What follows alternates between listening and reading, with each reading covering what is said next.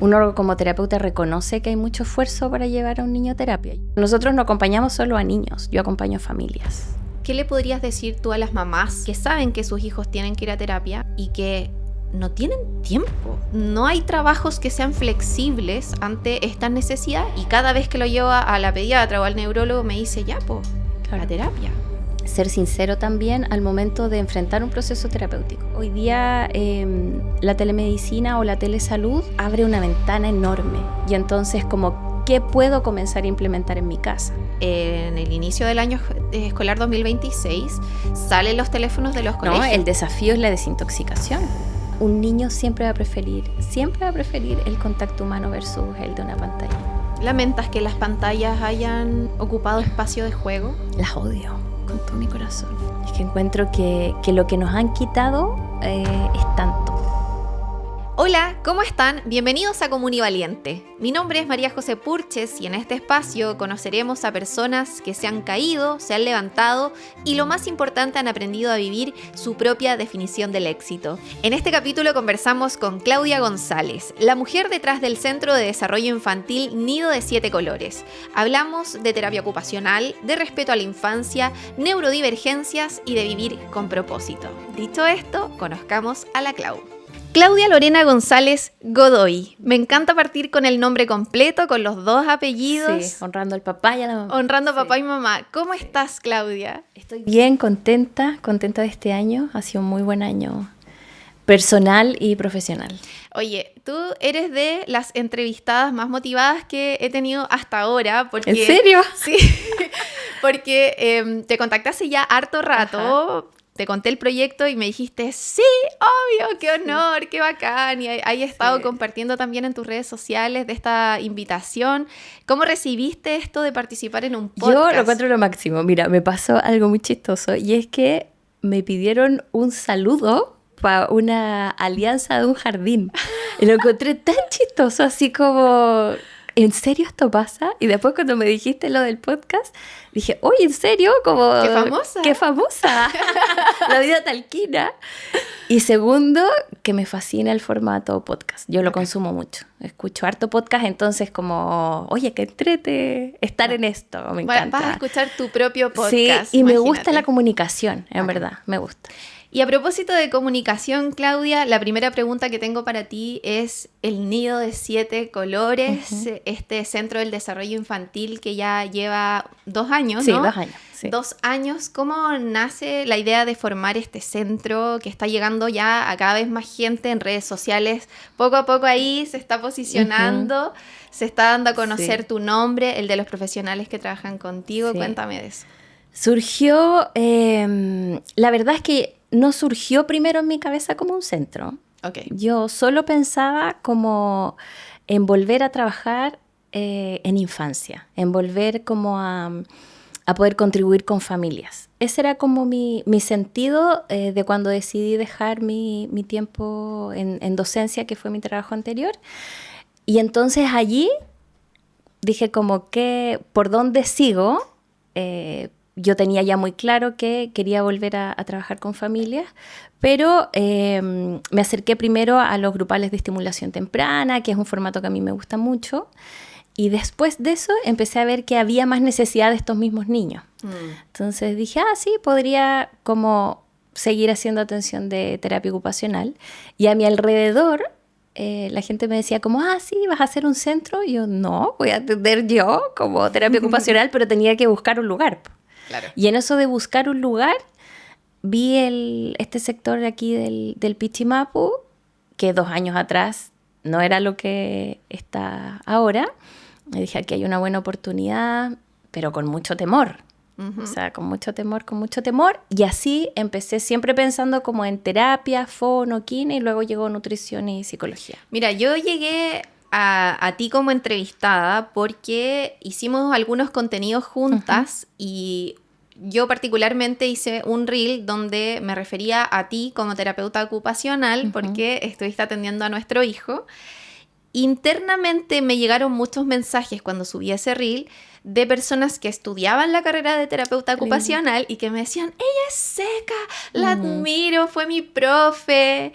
Y ahí, sí, claro, me di cuenta de tu paso por la docencia, que en realidad fue tu primera incursión laboral, porque eres terapeuta ocupacional, magíster en salud pública comunitaria y desarrollo local, estuviste en Teletón, pero luego la docencia fue tu primer acercamiento ya más profundo, digamos, al lado profesional. Sí. Y luego nace el nido, pero ¿cómo fue eso de dejar la docencia?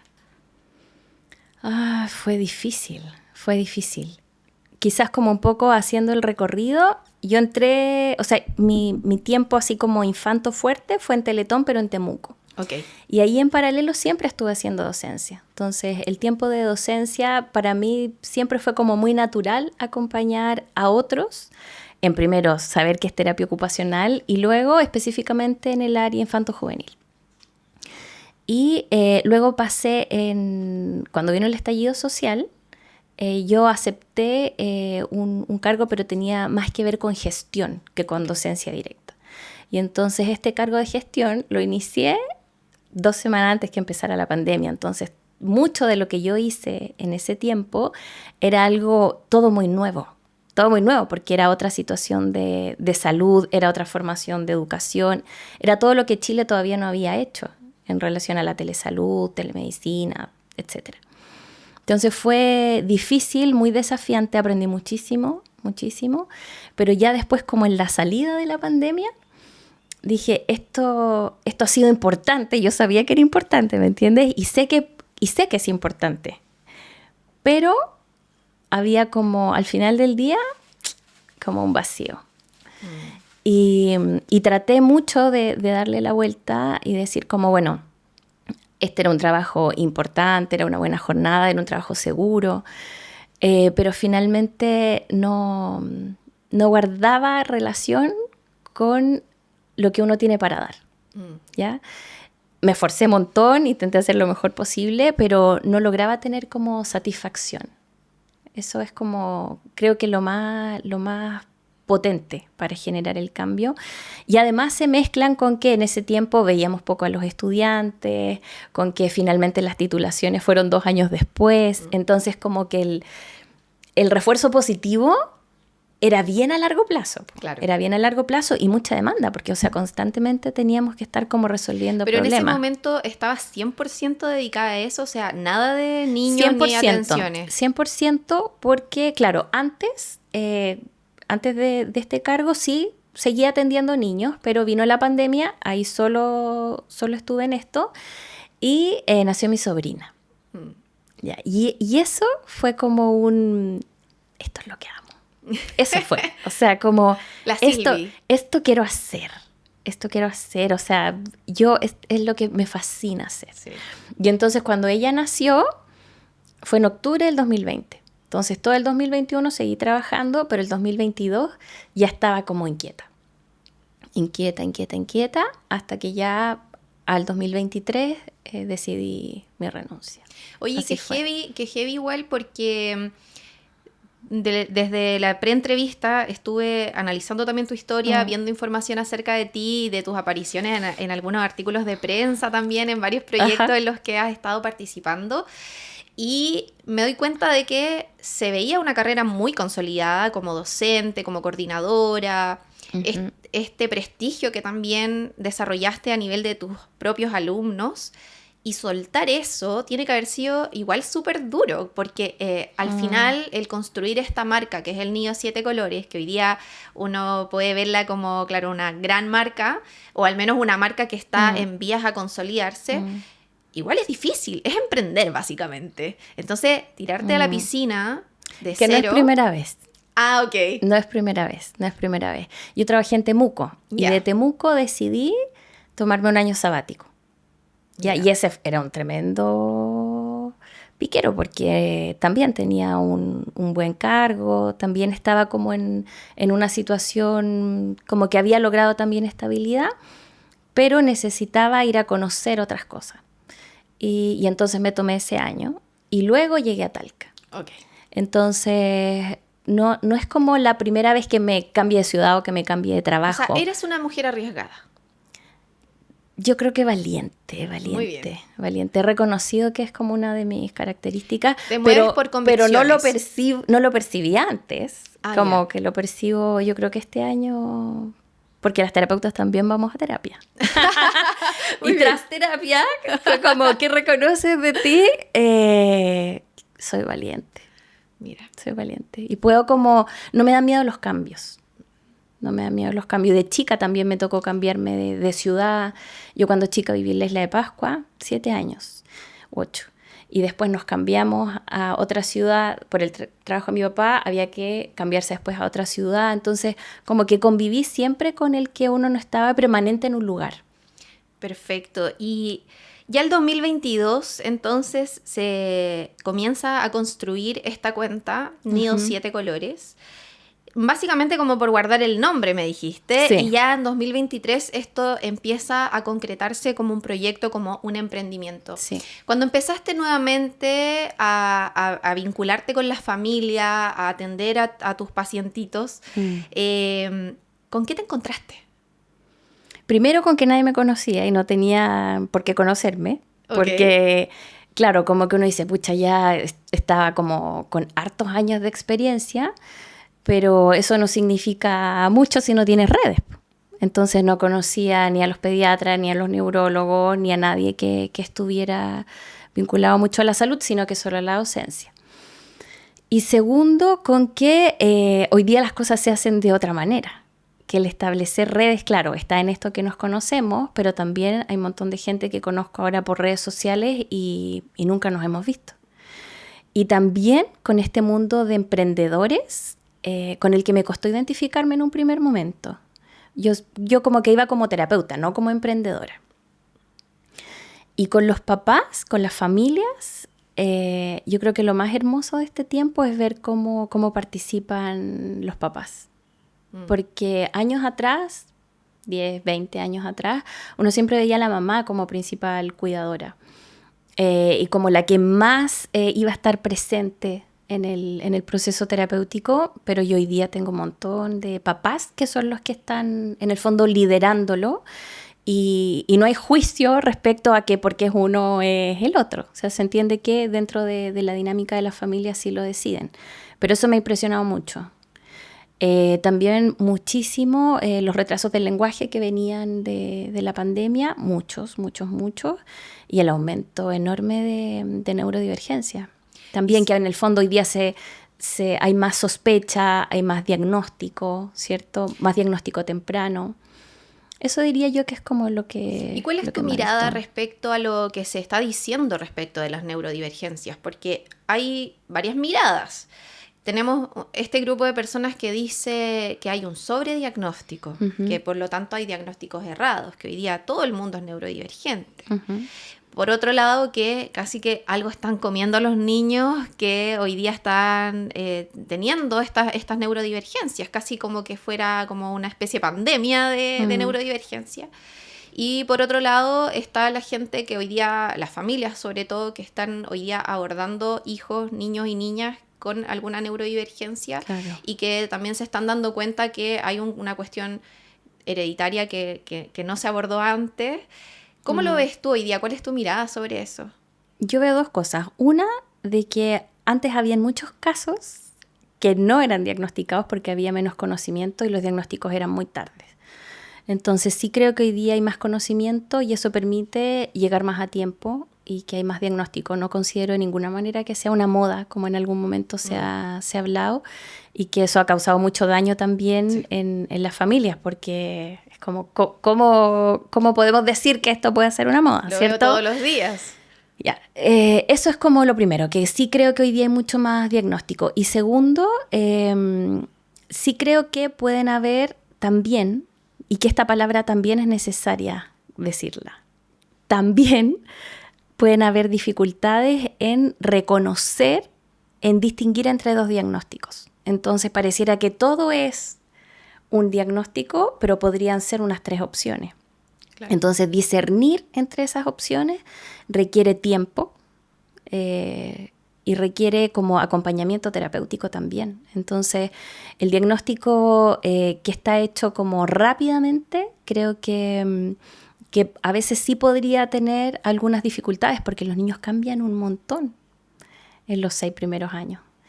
Sobre todo cuando hay retrasos del lenguaje, hay que verlos bien. Entonces, yo creo que ahí es súper importante la mirada del neurólogo, que sea como respetuoso y que dé tiempos también, que vaya acompañando y que pida como el reporte también de los terapeutas, porque finalmente somos los terapeutas los que pasamos más tiempo con los niños. También hay harto cuestionamiento, por ejemplo, con la evaluación con el ADOS-2, si es que solo esta evaluación la que se va a considerar o también consideramos el reporte de quienes están alrededor de este niño. Claudia, y ahí cobra especial relevancia en este contexto el rol del terapeuta ocupacional. Sí. Y que es un rol, lo conversábamos en la preentrevista, que de alguna manera es desconocido.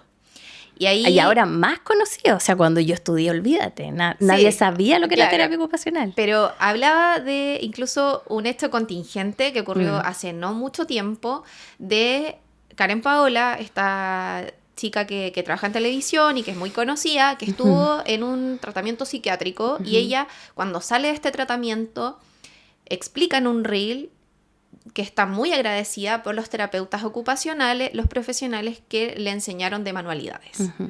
Y ahí sale todo tu rubro a defender la profesión y a decir, no somos los que te enseñamos manualidades, sí podemos hacer manualidades. Detrás, claro. Pero, ¿qué es la terapeuta? ¿Qué hace la terapeuta ocupacional? ¿Qué es la terapia ocupacional? La terapia ocupacional es una profesión del área de la salud que tiene una raíz sociosanitaria. Eso es como lo más relevante, porque no somos solo salud, sino que dice sociosanitaria, ¿ya? Entonces reconoce que la persona, cuando tiene una interrupción en su proceso de salud, cuando tiene un accidente o al momento de nacer o trae alguna condición, va a tener dificultades en su hacer, ¿ya? Y ese hacer se va a traducir como la ocupación, ¿ya? Entonces, ¿qué es la ocupación en los niños?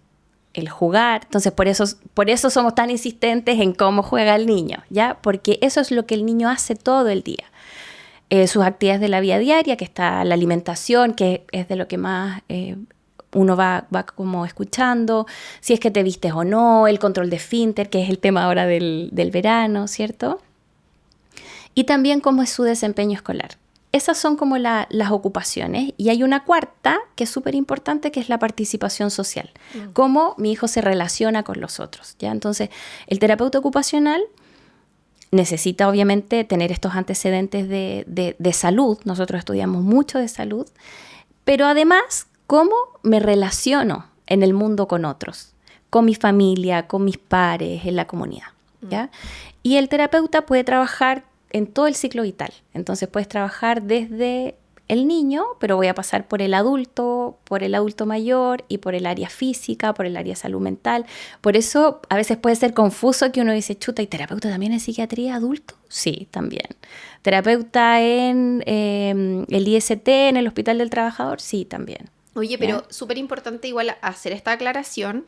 También pienso como estamos en periodo de PAES, así que hay mucha gente alumnos pueden estar pensando incluso en verlo como una opción de carrera, porque hoy día además es una carrera que está siendo altamente demandada. Sí. Y conversábamos con la Vale de la Nutrimama Vale, que fue mi entrevista anterior, de desafíos para ciudades como Talca respecto de los profesionales que están abordando neurodivergencias. Pero imagínate que hay 3 universidades que están dando terapia ocupacional acá. Sí. Entonces, en el fondo hay una expansión importante, pero yo creo que sigue faltando ahora lo siguiente, que es el tiempo de práctica.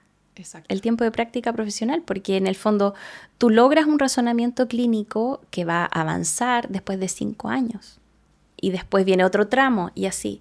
Entonces, hay que darles tiempo a los chiquillos. También ellos se están especializando.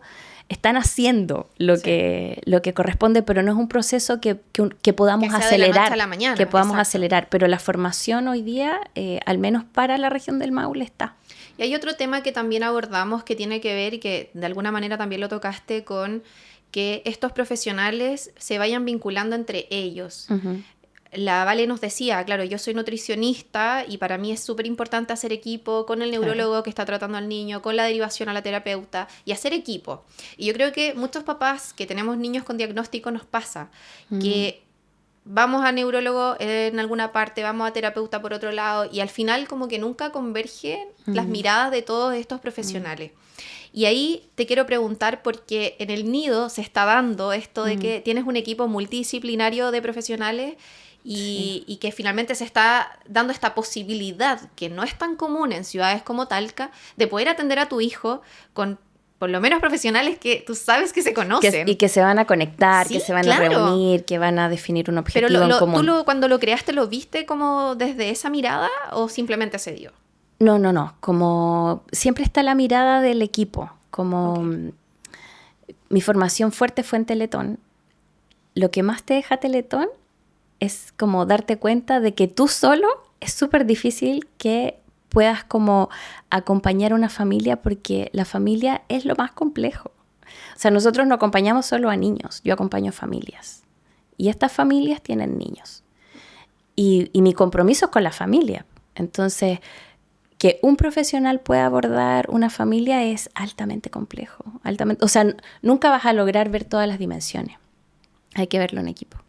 No, sería como decirte soy uno lo cree en algún momento, un súper terapeuta ocupacional y voy a poder hacer con todo porque como estudiamos de muchas áreas, pero después te das cuenta que no, o sea, tú puedes ser bueno en tu desempeño, pero eres bueno junto a otros. Y ahí también está el rol de la familia y de la sociedad.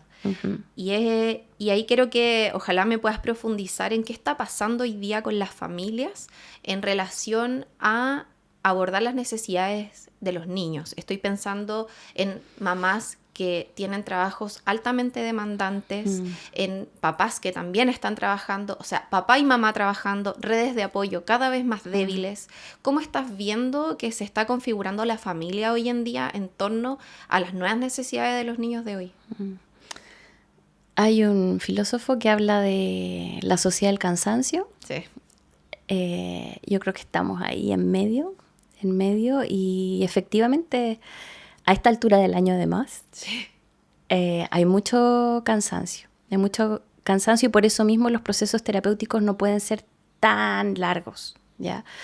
Es importante trabajar con objetivos, que la familia sepa por qué está yendo a terapia y cuál es el objetivo que van a lograr y también preguntarle a la familia si necesitan hacer pausa, porque a lo mejor si ya hay algún diagnóstico y tú sabes que el acompañamiento va a ser largo, puedes hacer ciclos, pensando en que esta familia no llegue al cansancio máximo de sostener un proceso. Y por otro lado, viendo como lo que sí se activa, yo tengo muchos niños que van con sus abuelitos, muchos, abuelos y abuelas. Y para mí es un regalo, porque en el fondo van con tiempo, lo disfrutan, son parte de los juegos, son súper buenos reporteros además, graban, hacen los videos y aquí estamos y cuentan, porque además de acompañar a los niños le tienen que contar a los hijos. Entonces el rol de los abuelos hoy día yo lo encuentro hermoso, de los abuelos que pueden acompañar. ¿Te acuerdas de alguna historia particular que te haya conmovido en relación a quizá la dificultad de una familia de poder cumplir con las terapias y que quizás tuvieron que mover cielo, mar y tierra para poder lograr Yo creo que todas. La evolución? Yo creo que todas hacen mucho esfuerzo. O sea, uno como terapeuta reconoce que hay mucho esfuerzo para llevar a un niño a terapia. Yo no doy por obvio que la familia lo va a llevar, ¿ya? Y sostener, porque una cosa es llevarlo y la otra es sostener el proceso. Bueno, hay una familia hermosa de La Dominga, que es donde van los abuelitos. Los papás son profesores, los dos trabajan jornada completa. La mamá este año tenía que hacer su book para la evaluación docente. El papá trabaja como en 3 lugares. Trabaja también a veces el fin de semana y la Domi no falta nunca terapia. Y va con su tata y con su mamilela. Ese es su equipo. Y si no están ellos, va a ir su otra abuela también. Como ellos son de Talca, su familia vive en Talca, entonces logran como afianzar su red para sostener el proceso. Pero la realidad de la red de apoyo, Clau, yo creo que no es lo común. O sea, No, la no es lo realidad común. de la DOMI que tú decís, yo creo que no es el común que hoy día se está dando. Y lo veo en mi entorno, lo veo en mis redes sociales, y cada vez uno ve más a mamás solas. Sí. Sacando adelante la crianza. Así es. Y sobre todo cuando los niños vienen con ciertas necesidades especiales, se hace muy difícil. ¿Eso Muy te ha difícil. tocado verlo? Mucho. También es también parte del cotidiano. Y entonces hablamos harto de cómo se fortalece la red. Yo intento mucho conversar con las familias, no solo de cuál es la situación que está viviendo su hijo, sino cómo están ellos y cómo sostienen el proceso. Entonces, estamos en terapia y hay un momento también en que con los papás, las mamás conversamos, como quiénes están en tu red. Como si hay una situación difícil, ¿a quién vas a acudir? ¿Ya? O si tu respuesta es como no tengo a quién, entonces hay que activar una red, ¿ya? Y es parte también de lo que se conversa, porque no se puede solo. No se puede. Y también como ayudarlos a visualizar la red que sí hay, ¿ya? Porque a veces uno no visualiza que el jardín efectivamente es una red, ¿ya? Las personas que obviamente están al cuidado de los niños, si es que los papás trabajan, también pueden ser un súper aporte en lo terapéutico, porque ellos saben cómo comió, cómo se viste, si se viste o no se viste. También es un mundo también que se suma a esta familia y que puede aportar. Pero ahí, ¿qué le podrías decir tú a las mamás? Estoy pensando que están escuchando este capítulo y que saben que sus hijos tienen que ir a terapia, que fueron derivadas a terapia ocupacional o a alguna otra, y que no tienen tiempo y que no hay trabajos que sean flexibles ante estas necesidades, porque también tenemos esa otra realidad. Hoy día tenemos la ley TEA, que aparentemente venía a responder a estas necesidades de los papás de salir de forma abrupta de los trabajos a acudir a responder con los niños. Pero la verdad es que los trabajos no están siendo tan flexibles. Entonces, ¿qué le puedes decir? ¿Qué camino puede tomar una mamá que hoy día dice, puta, no lo estoy llevando, veo que se está atrasando en ir cumpliendo ciertos hitos, y cada vez que lo llevo a la pediatra o al neurólogo me dice, ya, pues, la terapia? Yo creo que hay dos cosas. Uno, como ser sincero también al momento de enfrentar un proceso terapéutico y entonces decir, mira, necesitamos saber la evaluación, pero podemos venir una vez al mes o podemos venir cada 15 días. Entonces, eso permite que nosotros podamos como acomodar el proceso terapéutico. Porque también, si haces el proceso y al final tú comentas que, chuta, es que en verdad no voy a poder venir, no nos comunicamos a tiempo. Entonces, comunicar a tiempo yo creo que es fundamental.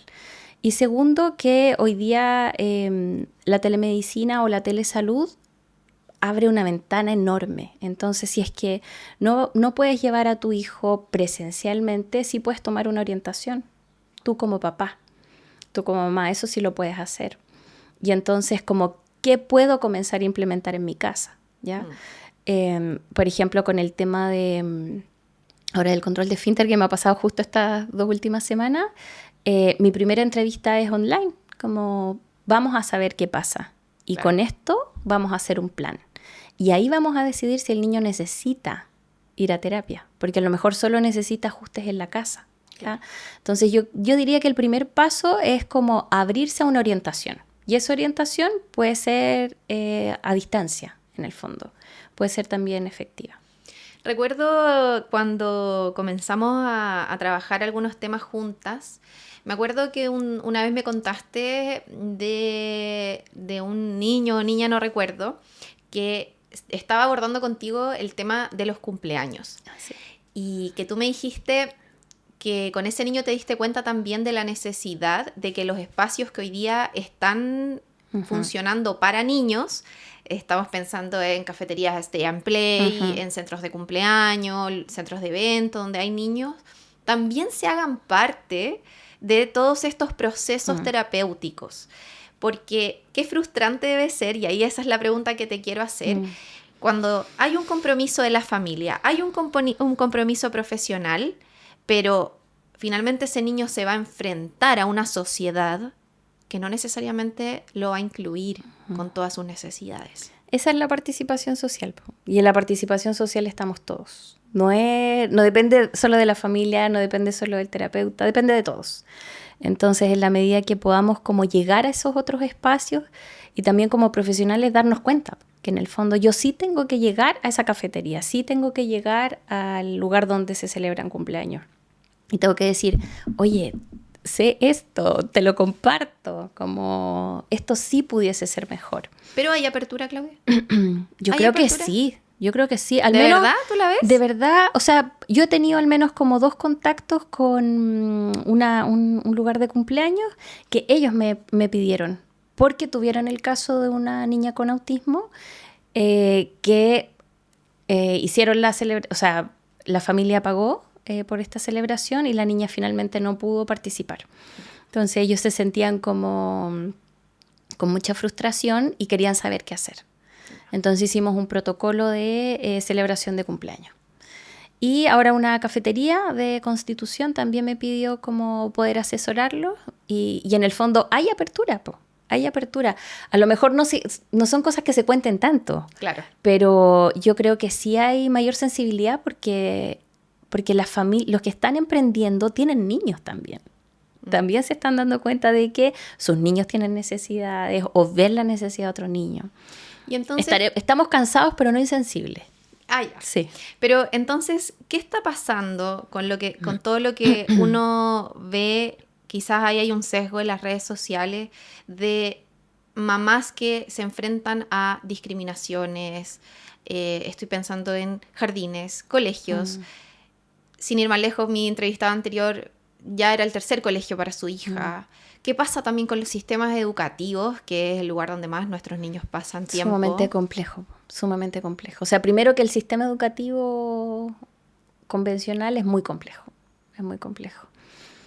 Yo pienso que ahí estamos súper al debe en formación.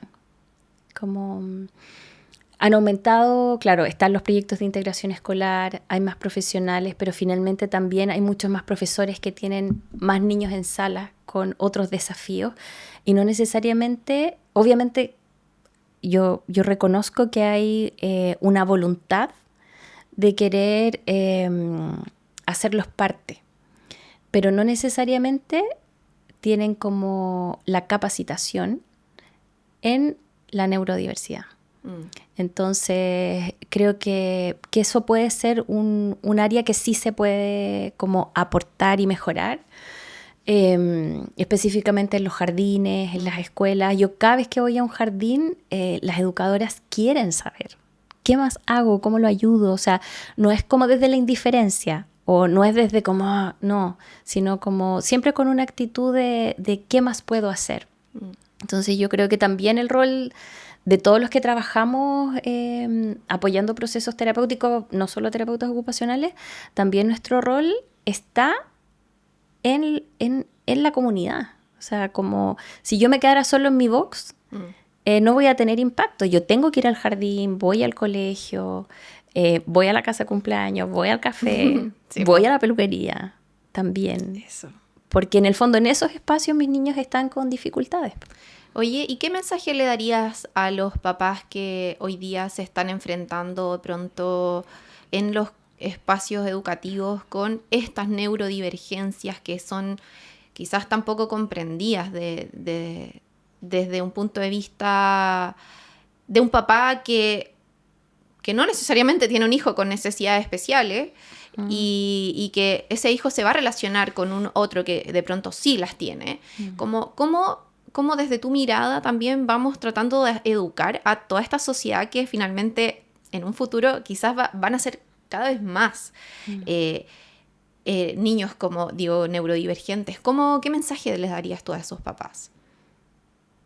Específicamente como a los papás de niños No, a los papás de niños que quizás son más neurotípicos y que hoy día se están vinculando con niños que tienen otras necesidades y que quizás no tienen tanta apertura para poder entender lo que está pasando en esta sociedad que va hacia allá. Yo creo que necesariamente van a llegar hasta ahí. Va a pasar, va a suceder. Claro, va a suceder en cualquier momento. Porque los niños son tan honestos. Entonces, la diferencia es normal. Es normal, como que no tengo que abrumarme por lo diferente, sino como valorar esa diferencia. Y ahí como herramientas prácticas hay un montón de cuentos que hay una línea entera de la de Azulada, no me acuerdo cómo se llama, Newman. ¿Sí? Carolina Newman, creo.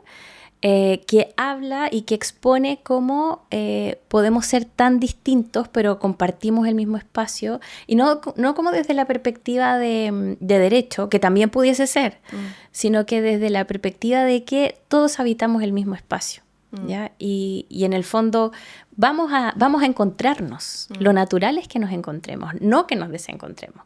Ahora, también hay tanta tendencia a lo individual que uno pudiese como creer que esa sea la forma, como restringir. Pero los niños se buscan.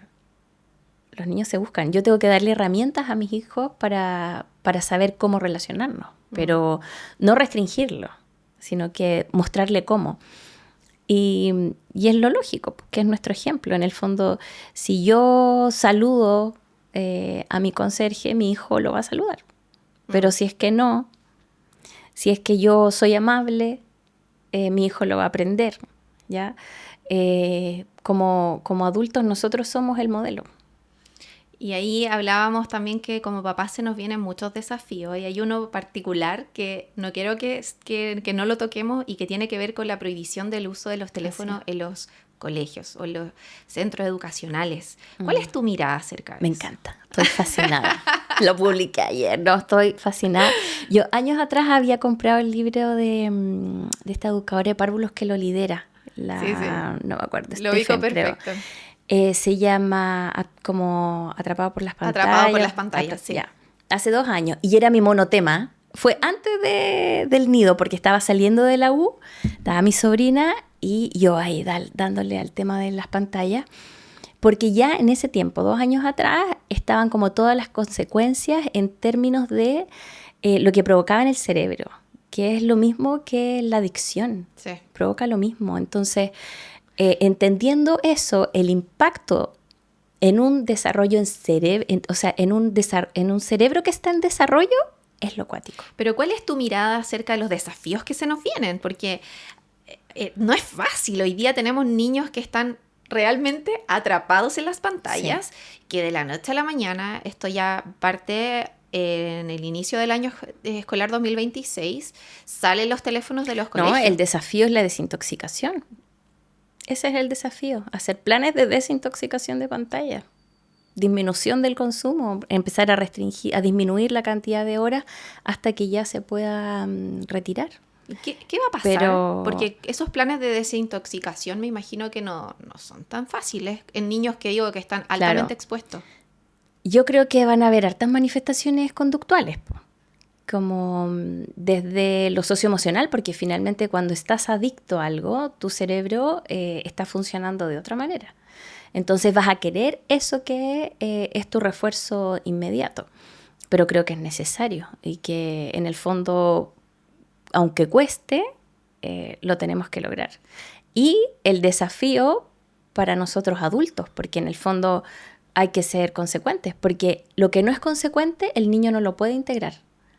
O sea, si yo le digo como, no es bueno tomar Coca-Cola, pero yo tomo Coca-Cola, no es consecuente lo que le estoy diciendo. Entonces, si vamos a sacar las pantallas, nosotros como adultos también vamos a tener que restringir el uso. Está difícil eso. Pero necesario. Yo creo que estamos enfermos todos, me incluyo. Lo veo en el ascensor, lo veo manejando, o sea, toda la gente que va manejando va mirando hacia abajo. En el ascensor nadie saluda. Están todos mirando el celular como vacíos. ¿Cómo se reemplaza una pantalla con un niño? con contacto, conexión. Esa conexión que tiene con su pantalla la tiene que tener con un otro. En mirar, en reírnos, hacer algo juntos, descubrir. O sea, un niño siempre va a preferir el contacto humano versus el de una pantalla. Jugar, conectar. Incluso conectar puede ser cantar. Conectar es cuando yo te cuido, cuando estamos cocinando juntos. Obviamente que en un entorno lúdico más se va a lograr, pero si yo conecto con el otro, y conecto con el otro es mirarnos, conversar. O sea, ¿cuánto hemos perdido la conversación? ¿Y es muy difícil jugar, Claudia? ¿Tú que lo haces todos los días? Yo creo que para los niños no, porque es como su lenguaje. Para los niños no es difícil jugar. Lo difícil es para los adultos, que hemos creído que no sabemos o que no tenemos habilidades o que nuestro tiempo está consumido en otras cosas. Y a veces también nos puede parecer que es muy largo porque efectivamente estamos demandados de tantas cosas que también puede parecer de que jugar es como mucho tiempo que le tengo que dedicar. Pero en la medida que mi hijo aprende a jugar, también va a poder jugar solo. Y cuando hacemos esta invitación a jugar, no es solamente a jugar con mi papá o con mi mamá, que es súper lindo que haya momentos donde podamos crear esas memorias y esas conexiones, pero también los niños juegan entre pares, los niños juegan solos y tienen que jugar solos también.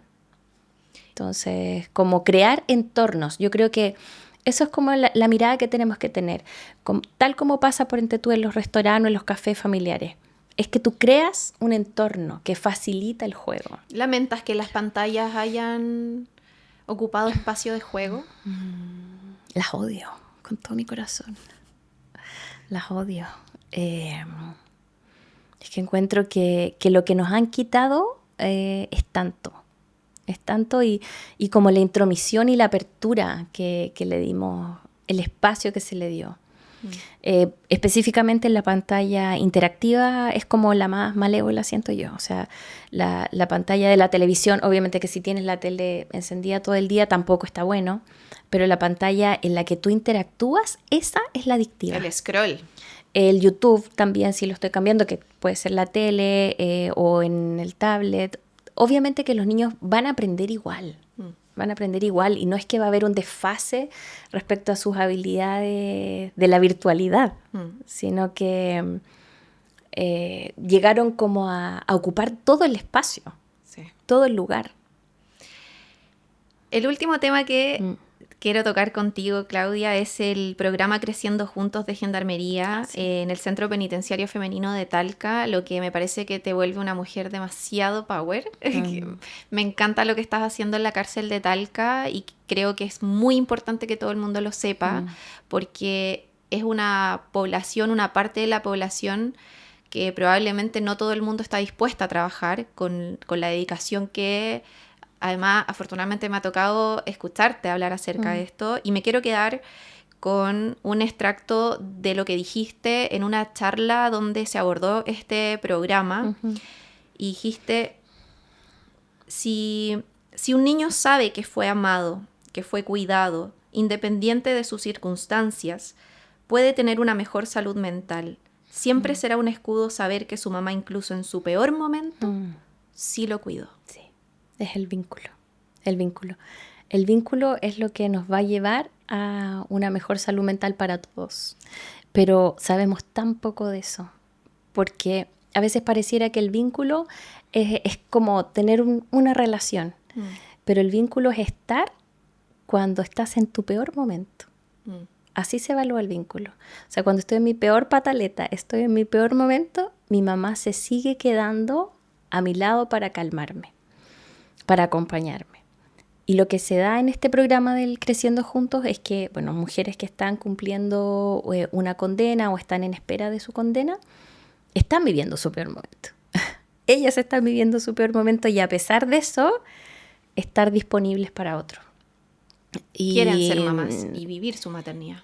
Y en el fondo está como esta oportunidad de que puedan estar con sus niños hasta los 2 años en un entorno que la verdad... merece la pena decir que es de mucha dignidad. ¿Ya? Como uno tiene la imagen como de la sobrepoblación de las cárceles, ¿cierto? Pero el espacio del Creciendo Juntos es un espacio de mucha dignidad. Los niños en el fondo habitan con sus mamás una habitación. Esta habitación se puede compartir quizás máximo 2 personas, ¿ya? Están embarazadas y mujeres con sus niños hasta los 2. y los niños también pueden ir al jardín, ¿ya? Pueden salir, porque los niños no están recluidos, ¿ya? También pueden ir a visitar a sus familiares, pero los 2 primeros años están con sus mamás, entendiendo que también hay mucha disfunción familiar. Entonces uno podría decir, bueno, ¿por qué no se queda con el papá? Y puede ser que el papá también esté ausente o esté también en una condena. Y al final todo recae en lo mismo que estamos diciendo. En la red. En hacer red, en el valorar la red, pero también en el respeto a la infancia, en cualquier lugar y contexto, que creo que ha sido tu gran lucha y tu gran bandera. ¿Hay alguna reflexión que tú puedas compartirnos? Yo me acuerdo siempre acerca de eso? De cuando estaba recién yo empezando a estudiar, y íbamos mucho a hogares y de pronto uno podía ver en una ficha un niño que estábamos en Viña, pero el niño venía de Arica. Y uno decía, pero ¿cómo es que de Arica llegó acá? O sea, como ¿con quién está conectado? O sea, desconectadísimo de su raíz. Y creo que años después he entendido que esto es lo que puede pasar, que un niño que no pueda ser sostenido por su red va a pasar al sistema de protección. Y si el sistema de protección no tiene cupo en su región, va a pasar a otra región. Y entonces así los niños empiezan a recorrer, pueden llegar a recorrer Chile pasando de hogares, que no quedaste conectado con tu familia, no quedaste conectado con el jardín que ibas, no quedaste conectado con nada. Entonces llegas a ser un adulto que no tienes recuerdos, a la deriva, que no tienes vínculos, como decir, mi mamá sí me cuidó, mi mamá sí estuvo conmigo. Y eso es lo que yo pienso, o sea, hoy día son pocos niños, pero si en estos pocos podemos crear memorias tangibles, van a ser niños que puedan romper de alguna manera esta historia. Encuentro súper lindo lo que estáis haciendo, Claudia. Encuentro el nivel de vocación que uno puede ver en ti. Por eso me parecía muy especial poder tenerte como entrevistada en este podcast, porque creo que es súper importante, y esto más allá de la terapia ocupacional, creo que hoy día hace falta tener profesionales que estén realmente comprometidos con lo que están haciendo, independiente de la disciplina que estén ejerciendo. Ok, este es mi trabajo, pero si lo voy a ejercer, lo voy a hacer como con toda mi pasión. Claro. Es que para mí esto es mi trabajo, pero es mi propósito. O sea, mi propósito es acompañar a familias y niños. O sea, eso es lo que yo tengo para dar. Wow. Donde esté. O sea, puede ser que, claro, mi rol de terapeuta es como claro, pero es lo mismo que hago donde vivo, es lo mismo que hago en la iglesia que participo, es lo mismo que hago con mi familia. Eso es lo que tengo. Y yo creo que en el fondo, quizás como pensando en el mundo también como del emprendimiento, es como eso que tienes, otro lo necesita. Como siempre. Disponlo. Sí. Disponlo. ¿Cuál es tu definición del éxito? Que es la pregunta que le hago a todas mis entrevistas. Vivir con propósito. Mira. Vivir con propósito. Como, ¿a qué le estás dando el sí? ¿Cuál es tu sí? ¿Dónde está? Y si te das cuenta de que no está en sintonía, recalculando dirección, ¿no? Como Waze. Sí, hay que recalcular, pero como responder eso, yo creo que a mí me cambió el norte. Porque siempre lo supe. O sea, yo siempre, toda la gente que me conoce siempre dice, obvio que ibas a trabajar en infancia, sí. Pero claro, entre la docencia, entre que viajé, me di unas vueltas por aquí y por allá, hasta que llegó el momento de, bueno, ¿a dónde yo quiero dar mi sí? En la familia y en la infancia. Para siempre. Para siempre. Sí. Oye, hasta abuelita, digo yo. Hasta viejita. ¿Hasta abuelita? Sí, hasta viejita. Sí. No hay tanta gente que esté dispuesta, así como tú, ¿cómo lo estás viendo tú? A vincularse a la infancia, a la familia. Yo creo que como en el entorno donde yo estoy, veo que cada vez va cobrando como más valor la familia. Cada vez más, cada vez más. Cada vez más hasta el cuestionamiento de la educación. Como vamos a hacer la educación tradicional o pueden haber otras formas de educación. Me parece súper interesante hoy día lo que está pasando con el desarrollo socioemocional, de darle espacio a lo que nosotros no tuvimos, que fue una educación que considerara las emociones. Maravilloso. Entonces creo que sí hay mucha sensibilidad con la infancia, como también hay lugares donde no la hay. Pero yo creo que vale la pena ver donde sí hay luz. Maravilloso. Y expandirla. Maravilloso, Claudia. Nos quedamos con un montón de lecciones. Creo que este es un capítulo realmente para formarte, para los que son papá y para los que no. Valorar la infancia, abrazar la infancia, es un desafío que tenemos como sociedad. Creo que la contribución que tú estás haciendo desde tu trinchera, creo que todos desde nuestras trincheras Exacto. debemos contribuir, pero la misión que hoy día tú estás llevando adelante, sin duda que es para aplaudir, para sacarse el sombrero. Espero que te siga yendo bien. Sé que se vienen muchos proyectos, tu membresía, Sí.